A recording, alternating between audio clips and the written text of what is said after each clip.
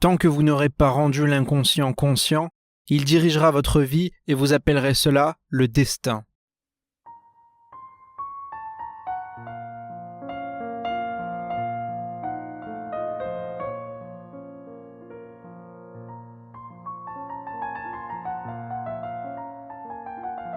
La théorie jungienne est la plus puissante et efficace méthode pour analyser une personne.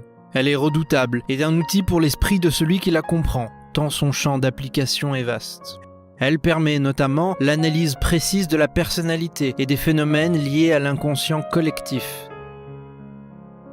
Elle est extrêmement utile pour améliorer votre perception et elle vous sortira de la confortable illusion que nous nous créons tous inconsciemment. Si un individu prend du temps avec lui-même à discuter patiemment de tel point ou tel autre point, il finit en discutant les points et contrepoints de vue qu'il possède, à prendre des positions et à mieux se connaître.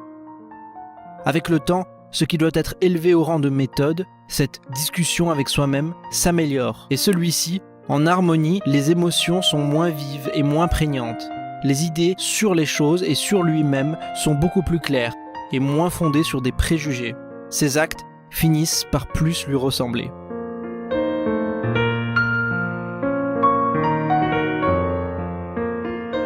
Carl Gustav Jung est un psychologue suisse ayant vécu de 1875 à 1961. Peu de gens ont eu autant d'influence sur la psychologie que Carl Jung.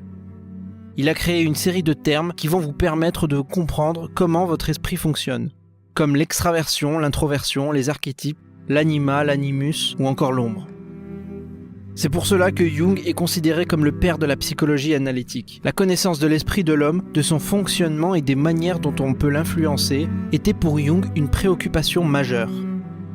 En chacun de nous existe un autre être que nous ne connaissons pas. Il parle à travers le rêve et nous fait savoir qu'il nous voit bien différemment de ce que nous croyons être.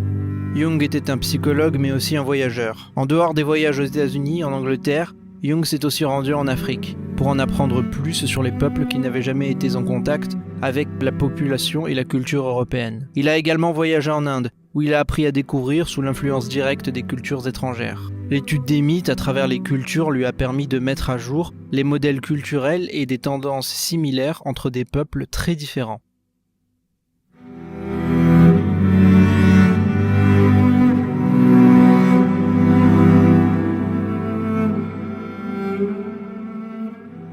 Tout d'abord, en psychanalyse, l'esprit ou l'âme, c'est ce qu'on appelle la psyché. Par définition, c'est l'ensemble des processus, conscients et inconscients, de votre activité mentale. Jung distingue dans la psyché 3 espaces. La conscience, qui fait face au monde extérieur, l'inconscient personnel, sorte d'abysse en nous-mêmes dont nous n'avons pas vraiment conscience, et enfin, l'inconscient collectif, la partie la plus profonde en nous, directement héritée par nos gènes. On peut voir ces espaces comme des étages de ce que nous sommes, en allant du monde extérieur jusqu'au monde intérieur le plus profond. La conscience est composée de notre champ de conscience et de toutes les expériences desquelles précisément nous sommes conscients. C'est la partie du cerveau la plus externe, localisée au niveau du cortex cérébral. C'est ce qu'on appelle aussi la matière grise, la fine couche qui enveloppe le cerveau. C'est la partie de votre cerveau qui fait face au monde extérieur et qui constitue le centre de nos connaissances, de nos émotions, de notre intuition et de notre pensée. C'est ce que vous savez de vous-même à l'instant T. C'est ici que nous formons notre ego. L'ego, c'est ce que vous pensez de vous-même et ce dont vous avez conscience sur vous.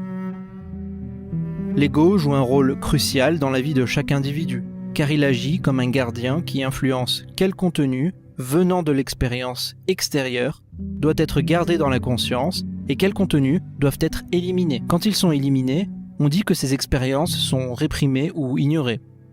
L'ego, c'est donc le filtre, la censure consciente présente en nous. Mais, selon Jung, la conscience où réside l'ego est dominée par l'inconscient, c'est-à-dire la couche localisée un cran plus en profondeur en nous-mêmes. La croissance de la personnalité se fait à partir de l'inconscient, nous dit Jung.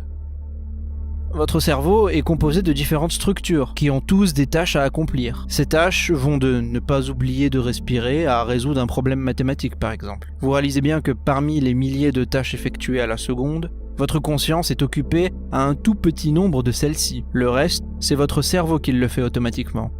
On peut donc voir l'inconscient comme l'ensemble des tâches et processus effectués en fond, celles qui permettent à la machine de tourner. Alors que la conscience, elle, se contente de quelques petites tâches en rapport direct avec le monde extérieur. Par définition, l'inconscient, c'est ce qui échappe donc à notre conscience. Lorsque votre conscience fait face à une information qu'elle n'aime pas, elle va l'oublier. Or, oublier, c'est simplement déplacer du domaine du conscient vers l'inconscient, et en réalité, on croit oublier. On croit qu'oublier, c'est détruire, retirer de notre disque dur l'information qu'on veut oublier. Alors c'est faux. L'information n'est pas détruite, elle est simplement stockée à un endroit du cerveau auquel vous n'avez plus accès. Plus accès consciemment. Comme la conscience n'y a plus accès, vous pensez qu'elle n'est plus là. Mais en réalité, elle a juste été déplacée vers une partie de votre cerveau, l'inconscient. Plus précisément, vers une partie de l'inconscient appelée inconscient personnel. L'inconscient personnel est propre à chaque individu. Ce sont majoritairement des pensées dont nous ne sommes pas au courant, qui ont été oubliées ou qui ont été réprimées en raison de leur caractère dérangeant. Pourquoi préciser inconscient personnel? Y a-t-il d'autres inconscients? Oui, il y en a un. Sous cette couche de l'inconscient personnel, encore plus profondément ancrée en nous, il y a une couche fondamentale de notre psyché. C'est l'inconscient collectif. C'est la partie de notre cerveau qui effectue les tâches les plus basiques et qui doivent être connues dès la naissance. Comme par exemple, savoir comment procréer, savoir comment reconnaître une femme d'un homme, savoir reconnaître la nourriture, etc. Elle correspond à la partie la plus profonde de notre inconscient, qui est génétiquement héritée. Toutes les fonctions et capacités dont on a besoin à la naissance, qui ne sont pas fournies par l'expérience, se trouvent codées et stockées dans ces réseaux de neurones de l'inconscient collectif. Et contrairement à l'inconscient personnel, l'inconscient collectif n'est donc pas façonné par l'expérience personnelle, mais bien hérité. Pour décrire ce qui se passe dans les trois couches, Jung donne des noms aux différentes entités qu'il reconnaît dans ces différentes couches. C'est ce qui s'appelle un archétype. Un archétype, c'est un schéma codé dans les réseaux de neurones qui permet de donner une forme et un comportement à votre cerveau. Ce ne sont que des modèles élémentaires qui nous permettent de penser comme doit penser un être humain. Les archétypes, ce sont par exemple des modèles universels et des images qui font partie de notre inconscient collectif. Jung étudie les archétypes présents dans notre cerveau et il va leur donner des noms. Tout comme certains comportements instinctifs et ancestraux, les archétypes sont des classes, des ensembles de caractères que nous héritons. Et comme Jung est le premier à les formaliser, il va les nommer, les localiser dans la psyché et les étudier. Voyons un exemple. Tous les êtres humains ont en eux ce qui s'appelle l'instinct de parenté. Il s'agit d'une sensation intérieure qui nous oblige à donner de l'affection et de la tendresse à notre enfant. Cette sensation est le résultat de l'activité d'un réseau de neurones, caché dans notre cerveau. Dans cette partie très profonde, correspondant à l'inconscient collectif, qui remonte à l'apparition des premiers mammifères, cette structure est là dans notre cerveau depuis que notre ADN l'a créé à notre naissance. L'ADN, c'est un code qui a été compilé, exécuté et qui a formé cette structure qui va maintenant nous contrôler, de sorte à agir comme un humain. Depuis la naissance, nous savons donc, grâce à cette structure, comment aimer un enfant comme un humain doit aimer un enfant. Cet instinct de parenté est codé dans l'archétype de l'inceste. C'est ainsi que Jung a nommé cet archétype de la psyché. Nous verrons d'autres exemples, l'archétype du créateur ou encore l'archétype du héros, qui nous aideront à analyser différents cas. Mais parmi ces archétypes, Jung va s'intéresser particulièrement au soi et à l'ego. Il va s'intéresser au soi et à l'ego car ce sont deux archétypes un peu spéciaux. Ces archétypes nous permettent d'aller découvrir les autres archétypes. On a vu, oublier, c'est simplement déplacer du domaine du conscient vers l'inconscient. Eh bien, découvrir son soi, c'est l'inverse. Ça revient à déplacer des informations du domaine de l'inconscient vers le conscient. Ces informations étaient cachées au conscient. Ce processus d'aller creuser en nous pour en apprendre plus sur nos archétypes cachés dans les parties inconscientes, c'est le processus d'individuation. C'est ni plus ni moins que la tâche primordiale de découverte de ce que vous êtes. Définissons l'ego. L'ego, c'est l'archétype le plus simple qui désigne ce qu'on perçoit de nous-mêmes. C'est la base de notre personnalité. C'est ce que vous pensez être. Sans trop prendre de risques, je pense que 99% des gens pensent être l'ego et ignorent tout du reste de leur psyché. Le soi, c'est l'archétype qui permet de désigner une personne au-delà de ce qu'elle perçoit a priori. L'ego, C'était ce que je perçois que je suis. Eh bien le soi, c'est tout ce que je suis, et pas simplement ce que je perçois que je suis. Le mot-clé que j'utilise ici, c'est perçoit. Percevoir. C'est exactement cela qu'il faut améliorer en nous, pour être en mesure de percevoir les mécanismes pervers de notre cerveau qui nous éloignent de la réalité. Jung précise que le soi est un archétype qui diffère de l'ego. On forme l'ego au cours de notre vie.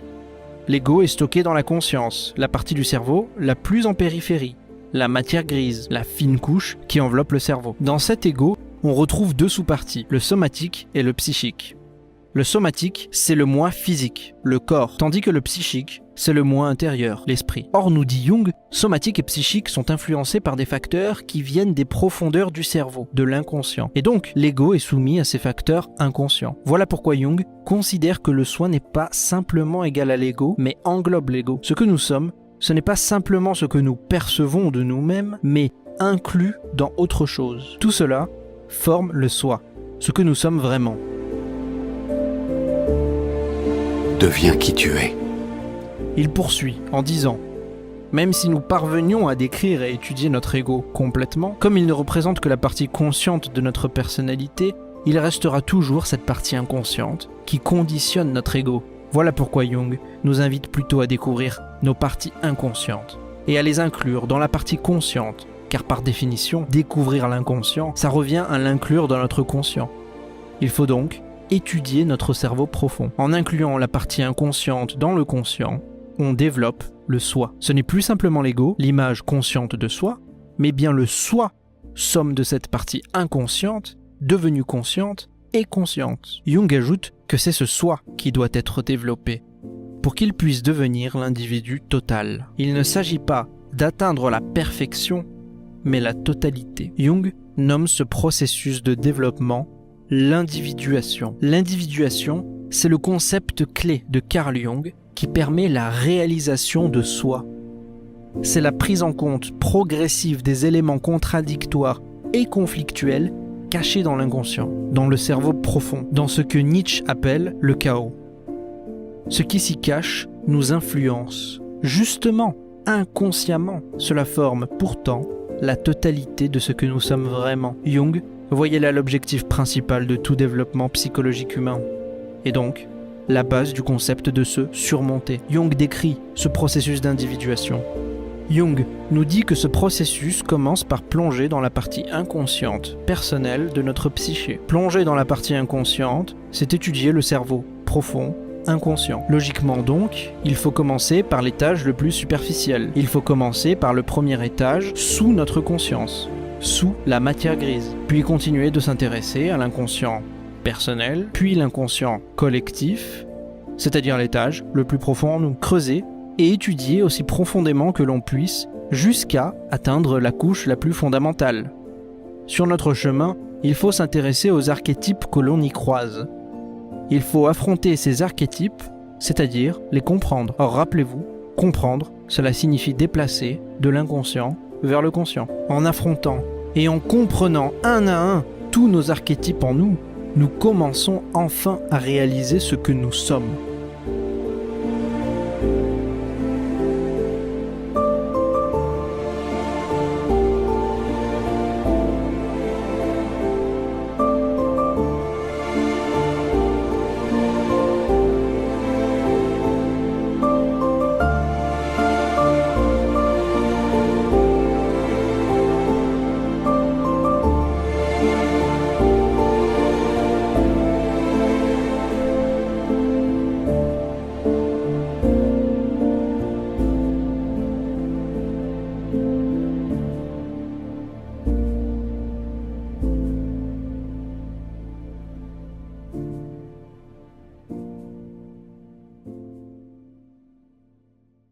Les êtres humains vivent tous, basant leurs croyances sur ce qu'ils comprennent du monde, captifs de cette connaissance.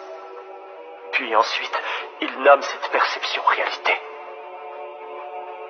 Pourtant, le savoir et la compréhension sont des concepts subjectifs. Cette réalité pourrait se révéler n'être qu'une illusion. L'être humain vit au milieu de ses croyances. Tu n'es pas d'accord avec moi ?